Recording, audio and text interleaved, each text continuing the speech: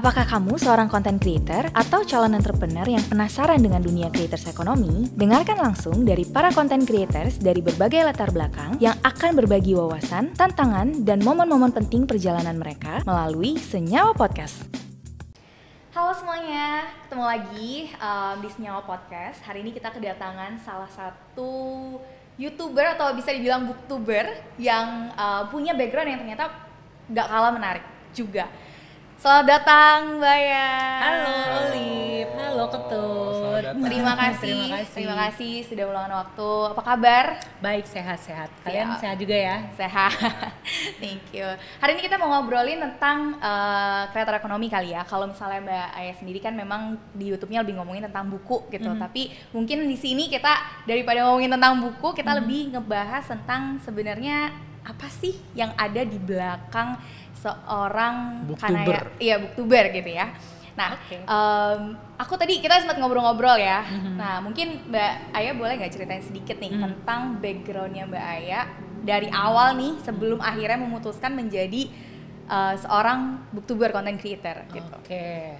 Menarik nih ya, karena mungkin buat yang nonton taunya aku sekarang udah jadi booktuber yang established gitu ya. Emang semua videonya ngebahas tentang buku, tapi nggak banyak yang tahu mungkin kalau aku mulai itu di tahun 2016. 2016. Jadi waktu itu salah seorang temanku tuh ngajakin buat bikin YouTube channel gitu kan. Aku yang waktu itu nggak pernah ngomong depan kamera langsung grogi, beneran nih bikin YouTube channel? Iya udah cuek aja gitu. Nah karena aku nggak pede, jadi aku mutusin untuk bikin channel sendiri. Bikin channel sendiri buat latihan ngomong depan kamera gitu. Nah 2016 itu kan kebanyakan yang aku lihat di YouTube tuh adalah tipe kontennya daily vlog. Jadi aku ikut-ikutan bikin daily vlog. Sampai di satu titik aku stuck gitu ya, mau ngebahas apa lagi nih di YouTube channel gue gitu kan. Kayaknya hidup gue gak menarik-menarik amat gitu. Terus kepikiran, kenapa gak ngomongin buku yang baru aja kemarin dibaca gitu ya. Akhirnya tanpa waktu itu tahu kalau ada yang namanya booktuber, tanpa tahu bagaimana menyampaikan review yang proper gitu ya dalam satu video, ya udah ngomongin aja tentang buku tersebut. Dari situlah aku kepo nih, sebenarnya ada nggak sih channel-channel YouTube yang emang dia tuh fokusnya ngebahas tentang buku gitu ya. Usut punya usut, ternyata ada yang disebut booktuber. Jadi memang ada satu ceruk di YouTube yang memang mereka ini yang ngebahas tentang buku. Kepo lagi nih, ada nggak sih booktuber di Indonesia? Usut punya usut ternyata ada komunitasnya. Jadi dari situ aku kenalan nih sama pembaca-pembaca buku yang lain, pelaku industri buku, penerbit, penulis gitu-gitu. Dan dari situ aku ngeliat, kayaknya banyak ya. Ternyata dunia buku luas juga ya gitu. Nah dari situlah aku kayak bertekad, aku mutusin untuk dari sekarang from now on aku mau ngomongin tentang buku di channelku. Gitu sih. Tapi kuliahnya dulu jurusan? Ini surprisingly kuliahku jurusannya bukan sastra, bukan sastra literatur gitu, tapi lebih ke sekretaris. Wow. Jauh banget ya.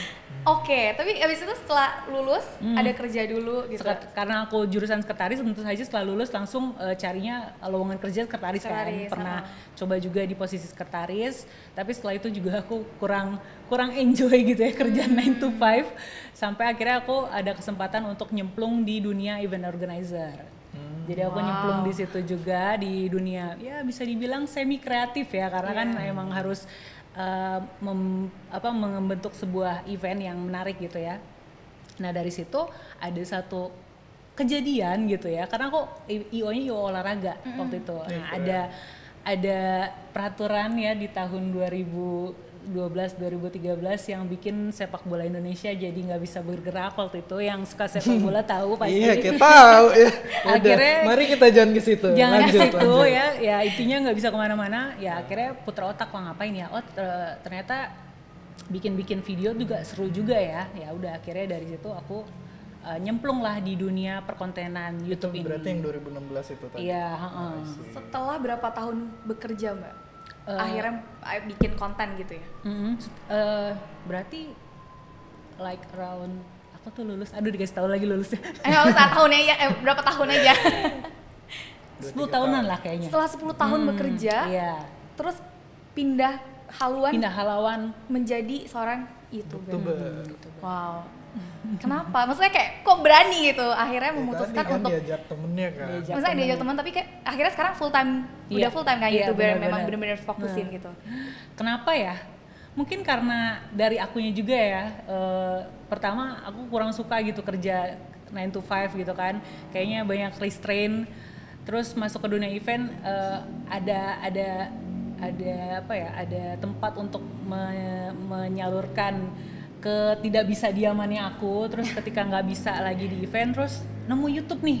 Wah ternyata dikulik-kulik ini sesuatu yang menarik gitu buat aku. Aku bisa menuangkan apa yang ada di kepalaku ke dalam bentuk video ini gitu.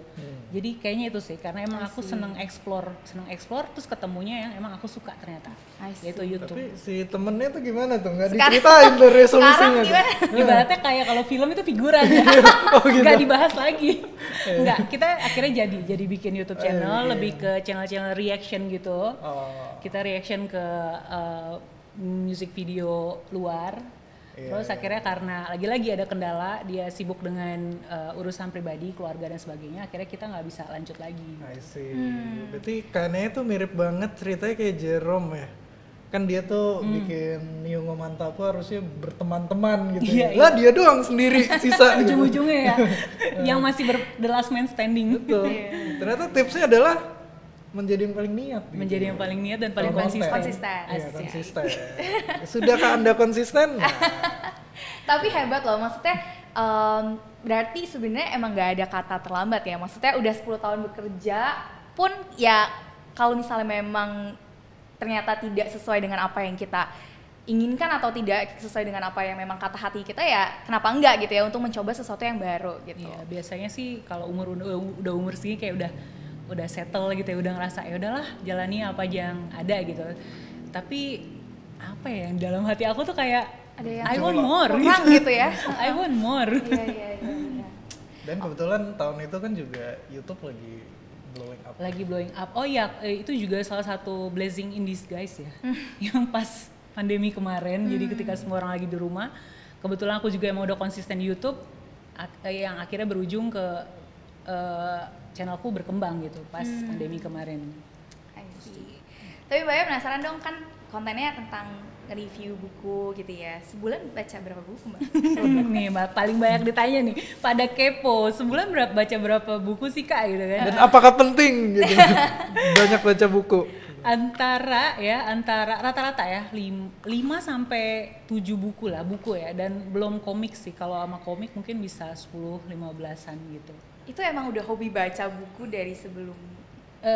Waktu kecil emang suka baca buku, terus kayak sempet nggak megang buku novel ya, kita ngomongin tentang novel fiksi, itu pas masuk kuliah sama masuk dunia kerja kayak wah udah nggak sempet banget nih baca novel fiksi. Nah barulah ketika aku mau fokus ke channel YouTube ini ya, aku emang udah nyemplung ke komunitas perbukuan, dapat rekomendasi sana sini gitu kan ya, racun ya di mana-mana. Akhirnya emang jadi prioritas gitu setiap hari dan jadi kebiasaan juga. Jadi setiap hari baca buku minimal ya 5 sampai 10 lembar. Akhirnya berakumulasi ya segitu gitu tiap bulan. Itu rutinitasnya gimana? Kayak baca buku gitu, apakah siang hari, malam hari, mau tidur? Orang sih beda-beda ya, cuman kalau aku pribadi lebih nyaman dan masuk di otak tuh malam sih. Malam. Emang kalau pokoknya aku selesaiin dulu semua kerjaan, sebelum tidur ya udah kebiasaan pasti ngambil buku gitu. Biar lebih santai, biar bisa baca Lebih masuk gitu ke otak. Nggak buka Twitter dan TikTok, terus nggak bisa tidur gitu. Oh itu juga kadang-kadang sih. Oh, kadang. Oh masih ya ternyata ya. Kadang-kadang kayak Kirain tapi kita lama-lama- doang. Iya kira Tapi lama-lama anxious gitu loh lihat berita-berita di Twitter, jadi ya udah tutup. Iya, iya. Terus kalau apa namanya? Kalau baca buku tuh kan lagi perdebatannya digital dan non digital. What's your take on that? Sebuah perdebatan klasik ya Iya, sebenarnya. harus jujur loh. Ada plus minusnya sebenarnya. Kalau aku sebenarnya cenderung buku fisik gitu ya, karena emang lebih nyaman aja dipegang, kayak ada sesuatu yang dipegang, tebel pula gitu, kayak lebih nyaman. Terus kayaknya kalau ngelihat udah berapa jumlah halaman yang udah dilewati tuh ada rasa puas tersendiri gitu. Cuman kayak kalau lagi jalan nih keluar nih gitu ya, lagi commute naik transportasi umum agak PR ya bawa buku-buku gitu kan. Jadi aku kadang pakai buku digital, pakai device gitu ya, pakai gadget. Jadi ya apapun gadget, apapun mediumnya menurutku nggak masalah sih ya. Jadi pertanyaannya tadi apa nih? Aku Jawabannya lebih suka aman. yang mana? Which one is better? Oh, which one is better? Iya, Indomie atau lawannya. Kayak gitulah. Jangan.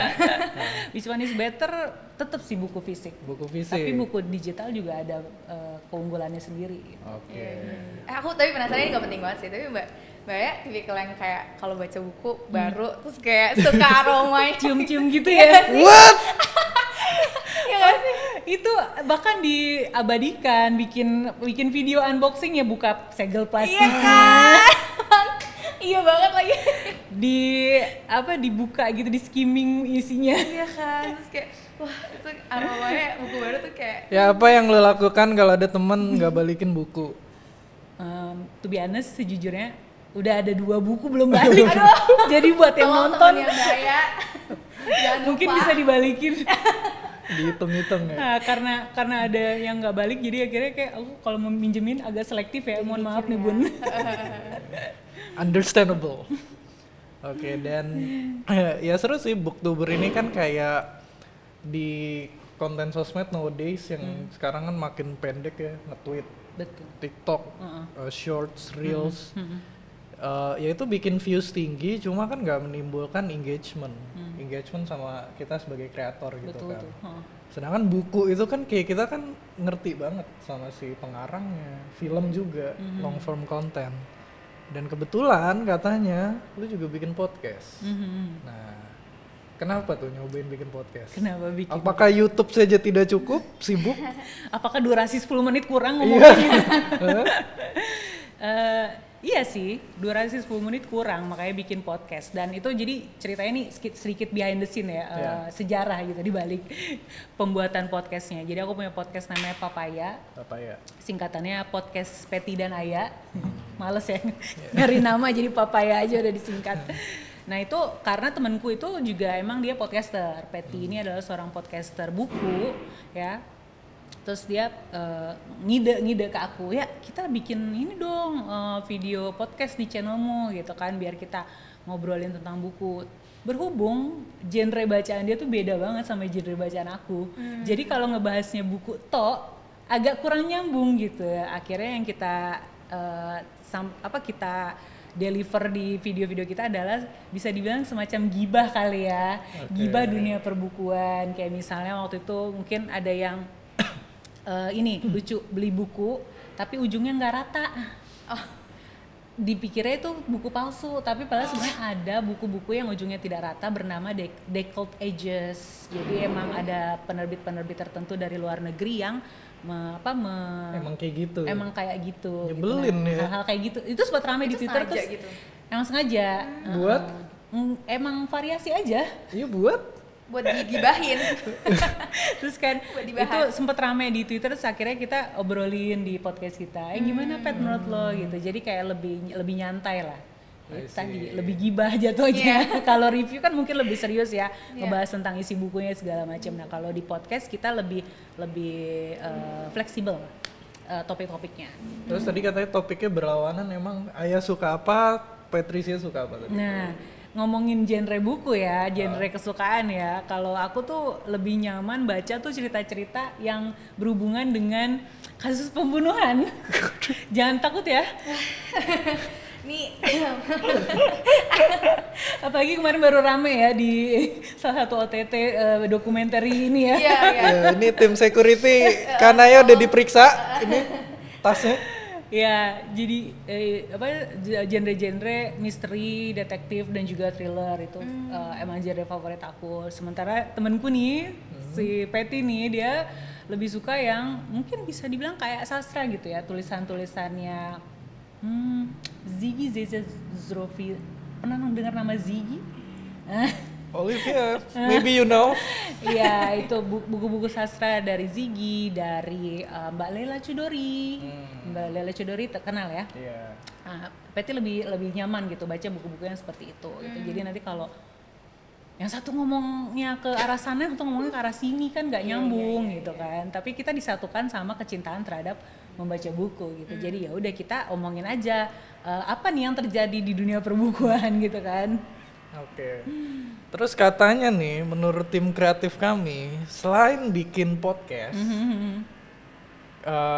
Kanaya juga bikin gerakan sosial, enggak komunitas. Asik.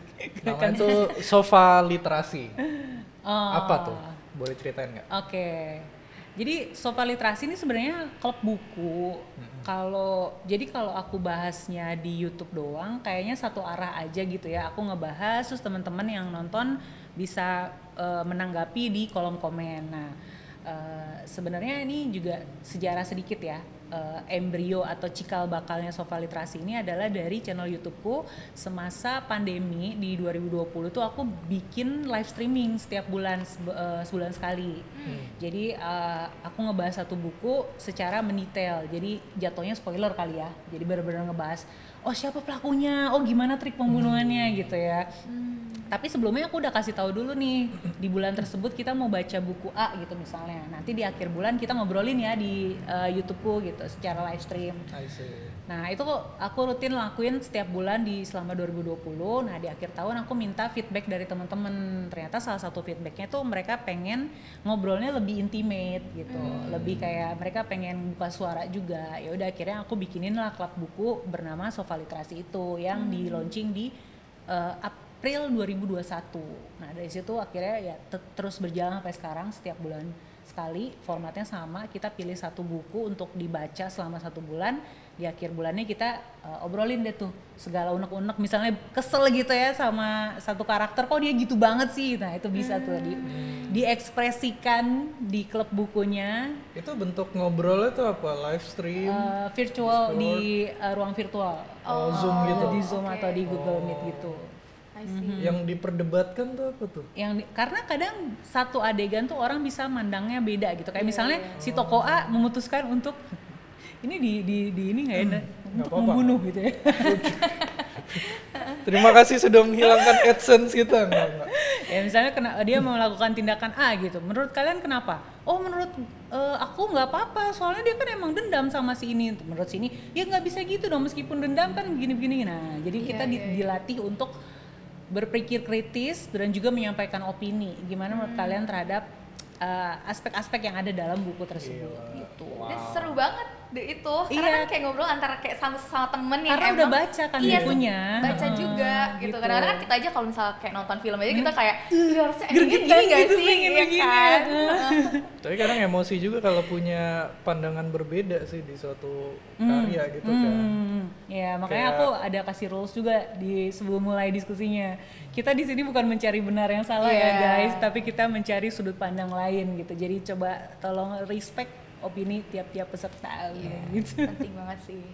Tapi itu serunya diskusi yang sampai kayak berdebat yang kayak sampai kita sama-sama nih ngeluarin perspektifnya. Makanya aku selalu tekankan ini diskusinya spoiler karena benar-benar akan ngebahas detail-detailnya dari cerita tersebut. Kayak yang ikutan harus udah baca dulu. Berapa orang biasa yang kayak ikutan itu? Awal-awal sih kayak cuma 10-15 ya. Sekarang udah mulai lumayan, ada 30-40 setiap kali pertemuan gitu. Ngomongnya gimana tuh? Iya. Ngomongnya gimana? Ya itu masih PR juga sih, kayak ada orang-orang yang mungkin belum ada kebagian waktu gitu ya untuk mengutarain. Itu masih jadi PR aku, tapi selama ini sih 2 jam kadang nggak cukup gitu waktunya buat ngebahas. Apalagi kalau bahasnya Naruto versus Sasuke gitu kan. Boleh juga tuh. Nanti ketep jadi ini ya narsum di pertemuan berikutnya. Jangan. Tapi dari semua yang buku yang didiskusikan gitu Mbak, ada nggak sih satu buku yang paling menarik atau paling memorable buat Mbak Aya gitu ya? Menarik pertanyaannya. Pernah ada banget. Jadi tadi kan aku nyebutin sekitar 30-40 ya setiap kali pertemuan. Nah di pertemuan yang ngebahas buku ini tuh yang daftar sampai 100 lebih. Dan akhirnya yang benar-benar hadir tuh sekitar 70-an. Ya kan? Dan itu kita ngebahas satu buku dari penulis namanya Keigo Higashino. Nah yang kita bahas bukunya beliau itu adalah yang berjudul Keajaiban Toko Kelontong Namiya. Kenapa ramai? Karena buku ini tuh dibaca sama K-pop idol. Wow. Tahu nih. Sementara audiensnya. Penulisnya nih Keigo Higashino sebenarnya dia lebih fokus nulis cerita misteri detektif kan. Nah, tapi untuk yang si Keajaiban Toko Kelontong Namiya ini dia genrenya beda sendiri. Jadi dia lebih kayak magical realism gitu deh. Jadi ada satu toko kelontong yang bisa memutar waktu. Jadi kayak si orang yang masuk ke situ dapat surat dari surat 30 tahun yang lalu. Nah, science fiction juga tuh. Ada unsur science fictionnya juga tuh yang Ketut omongin tadi. Nah, itu tuh pas lagi ngebahas itu rame banget karena emang itu salah satu faktornya dibaca sama K-pop idol dan emang topiknya maksudnya menarik ya karena itu dia tuh yang mau aku sampein juga kebanyakan literatur Asia gitu ya, thriller Asia karena budayanya sama. Jadi kita tuh semacam punya kayak ngerasa relate gitu loh sama yang dibahas di situ, isunya segala macem. Jadi kayak lebih nyambung aja gitu, lebih seneng ngebahasnya karena ya ini terjadi juga di Asia gitu, di Indonesia juga. Itu sih. Wow. Oke, ini mau lanjut ke pertanyaan agak berat nggak apa-apa ya? Aduh berat. Enggak gitu ya. Booktuber receh juga ya. Kalau nggak receh nggak banyak nonton. Gitu. Itu curhat. Ya kan beberapa waktu lalu ada berita Gunung Agung tersayang tutup, Gramedia mulai sepi dan lain-lain. Gimana kan ya masa depan industri buku? Waduh, ini sebenarnya agak berat ya menanyakan industri buku ke aku yang cuma kayak secuil gitu dia. Iya, makanya kan tadi gini-gini. Kayak cuma secuil berkontribusi dalam industri yang luas ini gitu. Tapi mungkin opiniku sebagai seorang pembaca gitu ya, menurutku industri buku ini sama seperti industri lain yang mau nggak mau harus adaptasi dengan perkembangan teknologi dan juga zaman gitu ya. Yang kita lihat kemarin bener banget ya, toko buku Gunung Agung tutup, tapi itu sebelumnya bahkan ada toko buku Books and Beyond yang tutup duluan. Yang mungkin pernah ke mall gitu ya, lihat toko buku Books and Beyond tutup itu dulu, kemudian baru disusul sama toko buku Gunung Agung. Tapi yang aku lihat ya di sini bukan perkara karena masyarakat Indonesia nggak suka baca gitu kan, karena justru pas toko buku tersebut tutup dan mengadakan sale, banyak yang berbondong-bondong datang gitu. Yang aku lihat di sini adalah lebih ke habitnya masyarakat yang memang udah dimanjakan dengan teknologi, dalam artian kita lebih nyaman beli secara online gitu, yang mengakibatkan toko buku offline mungkin pengunjungnya jadi lebih sedikit dan terpaksa pada ujungnya harus tutup gitu. Jadi ya menurut aku memang industri buku harus bisa adaptasi gitu, dalam artian pelan-pelan beralih ke digital. Bukan berarti semua buku harus ganti format jadi digital, meskipun hal itu aku mendukung juga karena yang kita tahu di Indonesia salah satu kendalanya adalah pemerataan akses kan. Betul. Teman-teman yang di daerah Indonesia Timur mau beli satu buku aja selisihnya bisa jauh banget sama harga yang di Pulau Jawa gitu kan. Nah, dengan penerbit memperbaiki sistem buku digitalnya mereka supaya nggak gampang dibajak segala macam, jadi bisa diakses oleh mereka yang jauh di Indonesia Timur gitu ya, di Sumatera, itu kan jadi lebih merata dan ekosistemnya juga lebih baik dan bisa lebih maju gitu. Jadi menurut aku itu sih kedepannya industri buku harus bisa pelan-pelan mulai beralih ke arah digital. Iya. Betul juga, karena logikanya tuh kalau Big Bad Wolf tuh rame ya. Banyak sekali pengunjungnya, terutama ibu-ibu yang mencarikan bacaan-bacaan menarik untuk anak-anaknya di Big Bad Wolf. Ada banyak banget tuh ya, lucu-lucu. Kadang aku yang udah dewasa pun gatel itu gitu, ingin membawa pulang gitu kan. Iya, sama aja kayak sales ini ya, fashion outlet atau skincare gitu. Iya, jadi bazar buku tetap rame karena memang bukan berarti minat baca masyarakat rendah sih. Oke. Terus kalau dari segi konten tentang buku, apakah juga mesti ngeliat pasar gitu? Kayak viewersnya, kalau karena kan misteri, thriller gitu ya, apakah itu ya karena suka, tapi juga karena emang marketnya orang tuh suka kesana, atau gimana sih cara nentuin mau bahas apa gitu? Oke. Dan apakah viewership itu juga menentukan? Jadi kayak gimana sih aku nentuin konten apa nih yang naik gitu ya? Iya. Kalau dulu pas awal-awal pertama kali nyemplung di YouTube ini karena tujuannya latihan gitu ya, latihan ngomong depan kamera, jadi buku apa aja tuh aku bahas gitu. Tapi di selain itu juga aku punya misi kan untuk membuat supaya membaca ini tuh terlihat menyenangkan. Makanya aku selalu pengen ngedepanin hal-hal yang menarik gitu dari buku tersebut. Dan karena buku yang aku suka baca itu genrenya itu, jadi kecenderungannya memang paling banyak yang aku bahas adalah buku-buku bergenre tersebut. Gitu. Dan aku sambil menyampaikan hal-hal menarik apa sih dari buku tersebut. Dan semakin kesini aku semakin bisa melihat gitu ya, buku seperti apa sih yang banyak diminati sama penonton-penonton aku. Dan ini juga berkaitan dengan tren dalam industri buku itu sendiri gitu. Yang mana 2-3 tahun ke belakang tuh kebanyakan yang lagi naik adalah thriller Asia. Alasannya itu tadi yang aku sebutin, karena cerita-cerita dari penulis Asia ini kurang lebih latar budayanya sama gitu dengan kita. Jadi kita bisa lebih ngerasa relate, dan faktor kedua tentu saja karena banyak dibaca oleh idol gitu ya, K-pop idol gitu. Nah itu buat aku sebagai content creator tentu adalah sebuah poin plus ya. Oh ternyata thriller Asia lagi naik nih gitu, dan kebetulan aku suka thriller juga. Oke deh, kita banyakin nih konten-konten seperti ini gitu kan untuk meng-cater atau menjawab keinginan penontonku gitu. Dan kalau ditanya viewer berpengaruh, tentu berpengaruh. Kayak contohnya aku ngebahas tentang penulis tadi Keigo Higashino, itu viewernya bisa tinggi sekali gitu dibanding kalau aku ngebahas penulis yang lain. Gitu sih. Tapi kalau zaman sekarang kan ya tadi ngebaginya buku fisik, buku digital. Ada juga Wattpad dan line komik ya apa? Webtoon. Iya. Gitu. Nah, apakah itu buku? Kalau dibilang apakah itu buku, menurutku bukan. Bukan. Tapi itu bacaan. Iya, bacaan juga. Bacaan yang memang ada ceritanya, ada esensinya, ada kontennya. Gitu sih menurut aku. Jadi kalau aku pribadi belum banyak membahas ke situ, ke niche itu ya, webtoon. Kemarin sempat sih bahas webtoon gitu ya, tapi belum lagi. Jadi ya itu. Jadi half blood gitu ya. Half blood. Udah kayak Harry penyihir. Penyihir. Oke. Sekarang kita bahas yang seru nih. Tadi Olive kan ini boleh sambil diminum ya? Boleh silakan. Kan iri lihat kalian berdua udah minum. Iya, Silakan. kita nggak thriller kok, nggak ada racun, nggak ada. Oh iya, kopi. Enggak, kita nggak ada. Ini teh Vietnam. Ini teh, bukan Vietnam. kopi ya.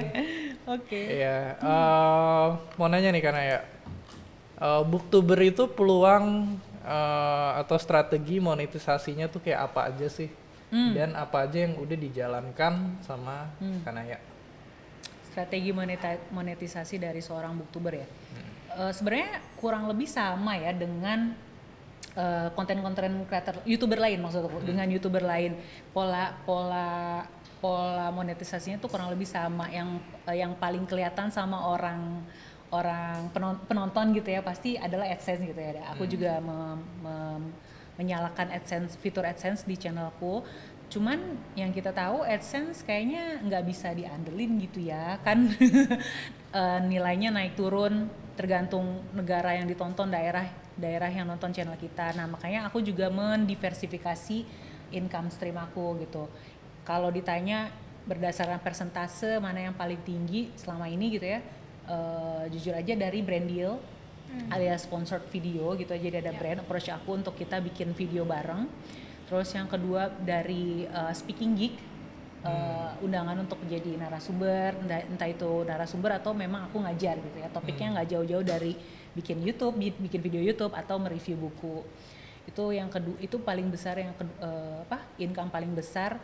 Baru setelah itu AdSense, tapi aku juga punya income revenue lain yaitu dari affiliate link. Jadi kalau teman-teman ada yang beli buku dari link yang aku taruh di deskripsi YouTube, itu aku mendapatkan komisinya. I see. Di Indonesia tuh jalan ya? Nah itu juga yang jadi pertanyaanku waktu masih pertama kali nyemplung ke dunia YouTube.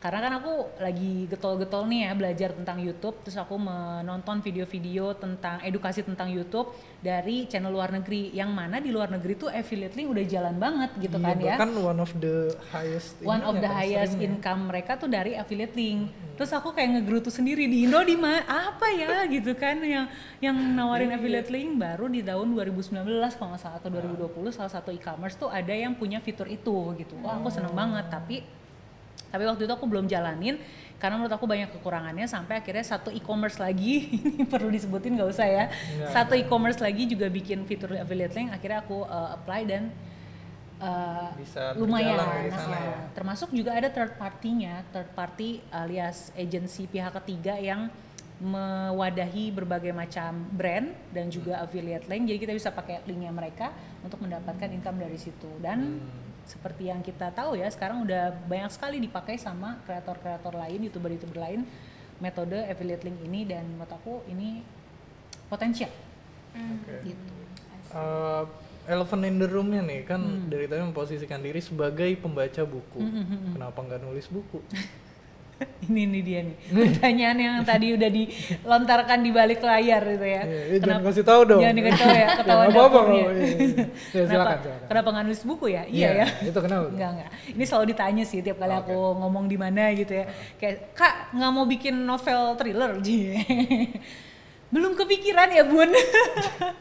Tapi kalaupun bikin nulis buku, rencananya sih pengennya bikinnya non fiksi ya. Kayak aku pengen bikin cerita aku ngebangun channel BookTube ini gimana sih jadi pembaca buku di Indonesia yang juga sekaligus kreator konten buku gitu. Kayaknya belum ada yang ngambil angle dari situ. Entah karena niche banget, tapi nggak apa-apa. Aku pengen menyasar ke orang-orang yang emang punya passion sama kayak aku gitu. Justru itu uniknya ya. Iya. Oke, tadi sempat mention tentang brand deal ya, jadi brand sponsorship. Itu berarti bentuk kerjasamanya tuh gimana sih? Dan biasanya kan kalau lagi nge-review buku terus tiba-tiba ada sponsor masuk kan kayak agak aneh gitu kayak ya. Kayak kebayang ya. Nah itu biasanya Mbak Aya gimana nih cara mensiasatnya? Iya menarik nih pertanyaannya nih, karena kan channelnya buku gitu, berarti yang approach brandnya brand-brand kayak penerbit gitu ya, toko buku gitu ya. Iya, apakah jualan panci anti lengket gitu. Lucu juga sih ya, sambil bikin nge-review sambil masak, bener juga ya, ya, dapet ide. Tolong dong brand-brand panci anti lengket. Nah. Enggak. Oke, kembali ke pertanyaan. Ya aku bersyukur banget yang approach ke aku tuh nggak cuma brand-brand dari industri literasi kayak penerbit, penulis, toko buku ya. Ternyata ada juga brand di luar itu yang mempercayakan aku untuk kita kolaborasi bikin video bareng. Apakah boleh disebutkan di sini brandnya gitu ya? Kayak misalnya salah satunya IndiHome, dan IndiHome tuh approach aku pas aku masih di bawah 10.000 kalau nggak salah 10.000 subscriber, makanya aku seneng banget waktu itu. Dan sistemnya adalah ya apa sebutnya, tap in ya, maksudnya kayak kita ada placement tentang IndiHome-nya dalam video aku, yang kebetulan waktu itu aku masukinnya di video reading vlog. Jadi aku mendokumentasikan proses aku membaca beberapa buku dan aku masukkan untuk konten IndiHome-nya ini gitu. Itu salah satunya IndiHome. Kemudian di tahun berikutnya ada dari salah satu bank juga yang approach aku, itu juga modelnya sama. Kalau itu aku bikinin satu video khusus mengenai cara beli buku ya kalau nggak salah, dan aku masukin fitur bank ini ke dalam videonya gitu. Jadi itu juga salah satu misi aku ya waktu itu, untuk ngasih lihat kalau yang namanya industri buku nggak melulu mesti saklek gitu ya. Kita bisa kok fleksibel sebagai kreator untuk berkolaborasi dengan berbagai pihak, termasuk brand-brand di luar brand literasi gitu. Tergantung gimana cara kita mengemas produknya supaya bisa win-win solution buat brand dan kreator dan juga buat penonton gitu. Itu sih. Tapi itu brand-brandnya datang ke sana ya? Iya, ke kontak aku. Nah strateginya gimana tuh biar menarik kupu-kupu yang datang tuh ke tamannya kita? Dari kupu-kupu. Nah itu dia belum. Aneh ya analoginya. But anyway lanjut. Iya cocok kok. Belum. Aku pribadi sih belum ada strategi untuk menarik ya. Maksudnya dalam artian secara proaktif keluar untuk mencari brand-brand lain gitu yang ingin bekerja sama. Selama ini memang lebih ke pasif, jadi menunggu ada brand yang masuk gitu. Jadi emang biasanya mereka nemuin aku entah emang searching, riset segala macam, atau mungkin lihat profil aku di beberapa semacam apa namanya agensi kreator gitu, kayak gitu sih. Oke, tapi emang justru tadi aku baik yang poinnya Mbak yang menurut aku menarik juga gitu, bahwa kolaborasi nggak harus dari satu industri aja gitu, tapi justru yang bakalan bikin lebih menarik, yang bakal bikin lebih besar itu justru yang dari di luar industri yang kita tekuni juga gitu ya. Dan itu justru kayak panci anti lengket tadi. Iya. Iya dong. Boleh. Abis ini aku bikin. Boleh dikontak Mbak. Tapi Mbak, aku penasaran deh, kalau misalnya selama ini kan Mbak ya kerja bikin kontennya juga, yang vlognya juga ya kan, pasti do all the things lah ya. Kerja sama brand Mbak ya juga yang langsung kontekan. Betul. Jadi dari mulai tukeran red card segala macam, negosiasi red card, terus masuk ke brief, negosiasi brief, sampai akhirnya dari brief kan masuk ke script kan, negosiasi script segala macam, sampai ke teknisnya atau produksinya, terus kemudian tektokan revisi segala macam, itu emang di aku sendiri. Wow, so far challenge-nya yang dihadapi apa Mbak selama? Lebih ke waktu pertama-tama banget kerja sama brand masih kaku banget, dan banyak kalimat-kalimat yang mungkin dari brandnya kurang srek gitu ya. Nah itu masih banyak tektokan. Nah syukur banget kesini-sininya udah mulai sedikit lancar gitu. Jadi kasih brief, draft paling cuma 1-2 kali revisi udah oke gitu. Itu sih paling yang challenge. Tapi sekarang semuanya udah kepegang semua, dan tapi masih sendiri ya? Iya, sendiri. Luar biasa sih. Terima kasih.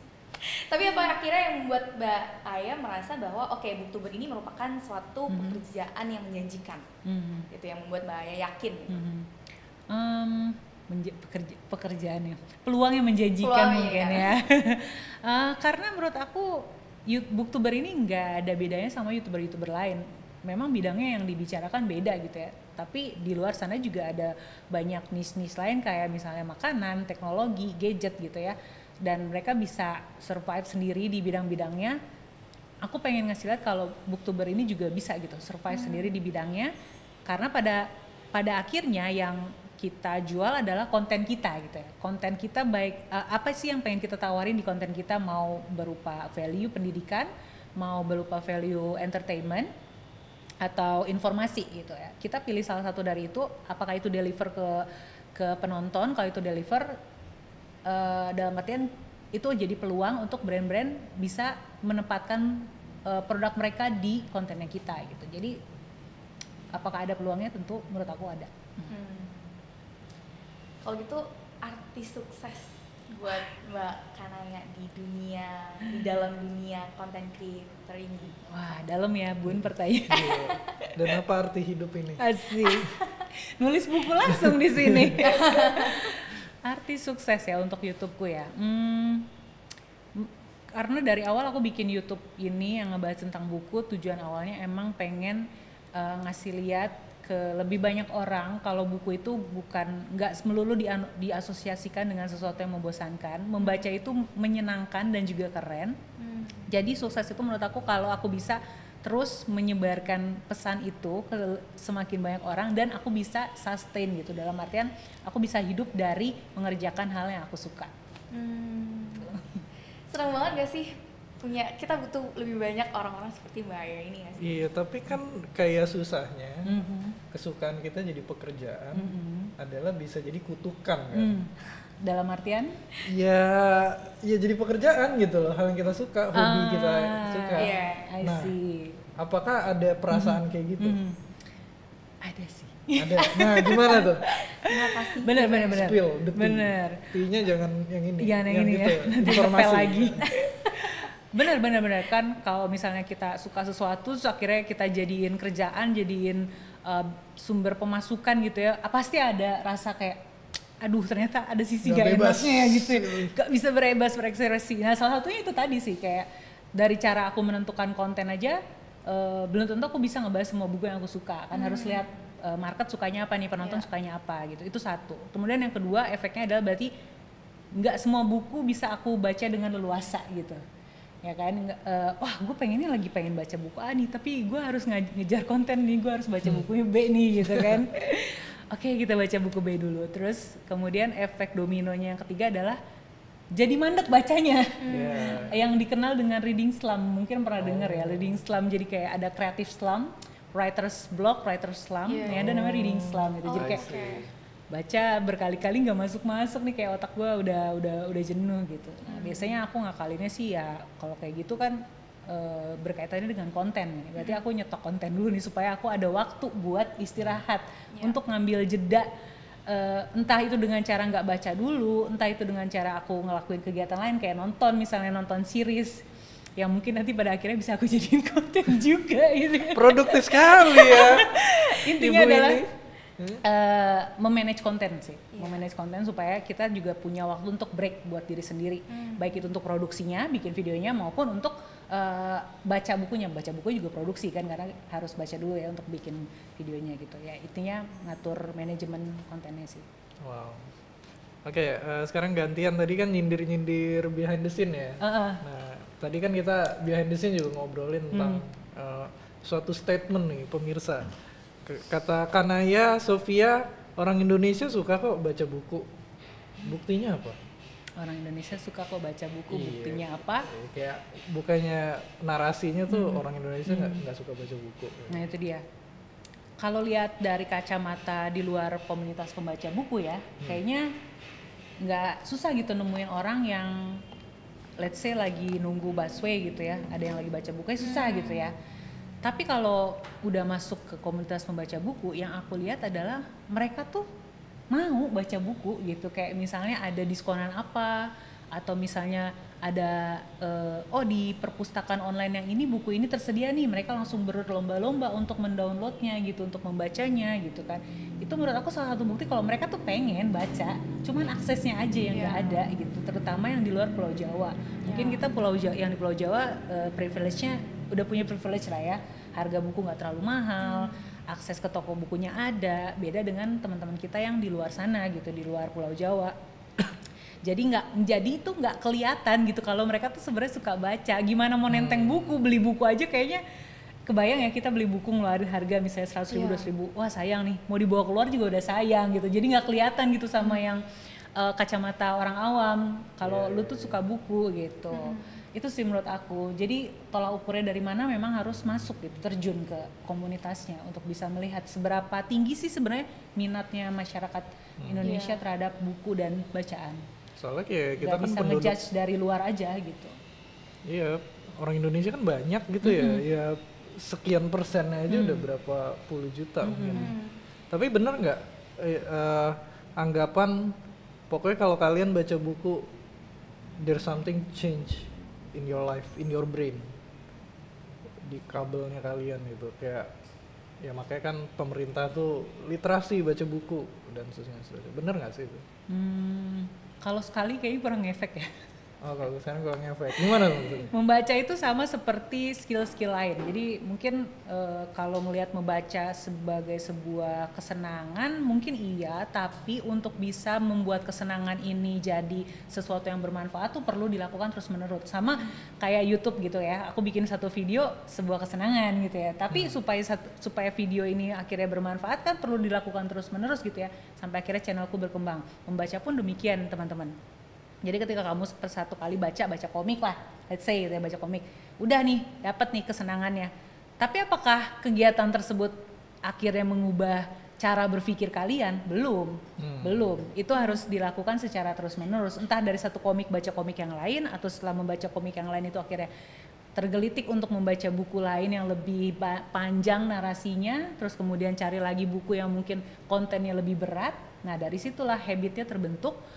Pola pikirnya juga mulai kebentuk gitu ya untuk membaca fakta, membaca narasi, dan dari situlah pola pikir ada sesuatu yang berubah gitu dalam cara kita memandang sesuatu. Jadi ada ini gensetnya gitu. Ada genset, ada efek dominonya lah. Tapi aku setuju banget sih sebenarnya, kayak aku selalu merasa bahwa orang Indonesia tuh sebenarnya suka baca sebenarnya. Cuman memang kadang-kadang mereka nggak punya aksesnya gitu. Terbukti dengan ini, sebenarnya aku nggak ngomongin seluruh masyarakat Indonesia ya, tapi terbukti dari teman-temanku aja deh gitu. Kayak aku tanya kayak, kalian suka baca buku nggak? Mereka pasti jawabannya nggak, gue nggak terlalu suka baca. Tapi kalau misalnya kayak dipinjemin buku, ternyata mereka merasa bahwa membaca itu menarik ya, ternyata menyenangkan gitu. Dan soalnya kenapa aku merasa mungkin jangan-jangan yang membuat masyarakat Indonesia nggak suka baca itu bukan cuman karena maksudnya bukan karena mereka nggak suka baca, tapi justru karena aksesnya yang mereka nggak bisa temuin juga gitu, entah itu harga buku yang mahal banget atau mungkin yang tidak, mereka nggak nemuin gitu ya. Terus mungkin mereka mikir kayak sayang lah beli buku, ngapain, mendingan beli itu juga pola pikir yang aku pola pikirku sebelum masuk ke dunia perbukuan ini ya. Kayak gue suka sih baca buku, cuman pas masuk ke toko buku kayak ngeliat harganya kayaknya bisa buat beli makan warteg ya gitu kan. Jadi memang buku itu bukan sesuatu yang primary gitu ya, premier, tapi masih ke sekunder bahkan tersier ya, jatuhnya kebutuhan mewah gitu kan buat orang-orang, buat masyarakat Indonesia. Jadi ya itu dia, balik lagi ke akses. Untungnya sekarang pelan-pelan udah mulai banyak, terutama di Jakarta ya, udah banyak spot-spot baca nih. Kalau ke MRT mungkin bisa lihat di situ ada rak buku juga yang bisa diambil bukunya, kita baca di MRT, taruh lagi di stasiun berikutnya. Itu upaya-upaya kayak gitu menurut aku bagus banget untuk membuat orang-orang tuh terpapar, minimal terpapar dulu lah dengan yang namanya buku bacaan yang menyenangkan, bukan buku bacaan yang berat gitu ya, bukan buku-buku textbook kuliah atau sekolah gitu, tapi sesuatu yang menyenangkan, novel lah, entah itu judulnya apa tadi? Iya, aduh jangan dong, jangan bacaan saya gitu. Gitu. Sensor, editor, oke? Gitu kan? Iya, kayak terpapar sama yang kayak gitu-gitu. Wah, covernya menarik ya. Iya, ganti topik menarik. Jadi terus kayak mulai ambil bukunya, baca selembar dua lembar, it's okay. Yang penting gitu dia. Pokoknya penting mulai aja dulu ya. Cara kita terpapar ke buku gitu. Betul. Mau nanya, bentar. Kan kalau orang baca buku tuh ada, menurut gue ya, ada semacam gap di mana orang baca buku tuh kayak punya intellectual fight gitu ya. Ya mungkin kalau orang olahraga nge-gym kan kayak badannya gede banget, udah fit banget. Yang gendut tapi yang kurus, anjir gue takut nih gitu. Nah, bener nggak sih itu? Buku untuk orang pinter gitu. Iya. Kalau lihat lagi-lagi ya, kalau lihat dari luar, kalau dari luar aja gitu, dari kacamata orang awam, ngelihat orang misalnya di TJ di Transjakarta lagi baca buku gitu kayak, wih keren banget nih, pinter nih pasti nih gitu kan. Padahal mungkin bukunya buku mau nyebut Star lagi. Iya gitu kan. Iya, jadi menurut aku kayak orang yang baca buku tuh sekarang masih dipandang sesuatu yang spesial. Aku pernah ngomongin juga di podcastku, menurut kalian baca buku di publik tuh aneh nggak sih gitu kan? Nah ternyata banyak tuh di Twitter yang menyuarakan ini isi hati mereka, bahwa mereka tuh kadang suka dipandang aneh kalau lagi baca di tempat umum. Nah, tergantung bukunya nggak sih? Tergantung bukunya juga, tapi tetap aja meskipun kita pegangnya komik gitu, sesuatu yang receh, tetap aja dipandang aneh gitu, sama kayak gitu ya. Bukannya sosialisasi malah baca buku gitu kan. Nah makanya itu juga sebenarnya jadi kendala gitu kan, stigma dari orang-orang bahwa orang yang baca buku tuh pinter. Jadi itu kena kedua-duanya, yang ngelihat kayaknya risih ngelihat, yang dilihat pun jadi kayak wah gue beban nih, gue kayaknya dianggap pinter banget nih gitu. Kalau gue bacanya receh kayaknya kurang memenuhi standar norma-norma masyarakat nih sebagai pembaca buku gitu kan. Nah itu menurut aku perlu ada yang bergeser gitu dari dari sudut pandang tersebut. Makanya kalau lagi-lagi ya emang harus masuk ke komunitasnya. Jadi banyak dari kita sekarang yang mulai mengkampanyekan untuk baca buku di tempat umum. Jadi temanku ada namanya komunitasnya Baca Bareng. Mereka selalu berkumpul di spot-spot tertentu, yang seringnya sih di Taman Literasi yang di Blok M, tahu ya. Mereka ngumpul di situ tiap hari Minggu untuk bareng-bareng cuma baca buku. Udah datang, duduk, buka buku entah atau buka gadget gitu ya untuk baca buku. Udah diem aja gitu sampai sejam atau 2 jam, habis itu bubar. Itu tujuannya untuk membiasakan orang-orang melihat orang yang baca buku. Sedih sih sebenarnya, cuman ya memang harus ada yang bergerak gitu untuk merubah stigma bahwa yang baca buku cuma yang pintar, bahwa buku tuh cuma untuk yang bahwa buku tuh diasosiasikan dengan sesuatu yang berat gitu. Itu sih. Iya. Oke.